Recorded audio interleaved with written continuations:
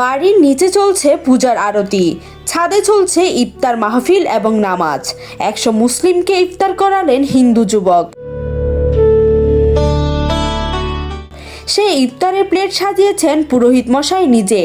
শেষে একসাথে নামাজ, উপস্থিত রয়েছেন পুরোহিত।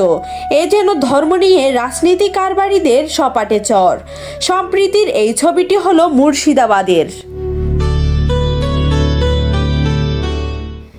যেখানে সোশ্যাল মিডিয়ায় ধর্ম নিয়ে প্রতিদিন তর্কের আগুন চলে, সেখানে ডোমকল পিটি রসুলপুরে দেখা গেল উল্টো ছবি। পবিত্র রমজান মাসে 100 জন মুসলিম সম্প্রদায়ের মানুষকে নিজের বাড়িতে ডেকে ইফতার করালেন হিন্দু সম্প্রদায়ের যুবক সন্তু বিশ্বাস। তার বাড়িতে বসেছিল ইফতার মাহফিল। খেজুর, ফল ও নানান আয়োজনের মধ্যে ধর্মের দেওয়াল একটু সরে দাঁড়ালো। ইফতার শেষে হলো বাড়িতে নামাজের ব্যবস্থা।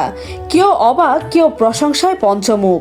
মজার বিষয়, ইফতার মাহফিলে উপস্থিত ছিলেন ইমাম থেকে পুরোহিত।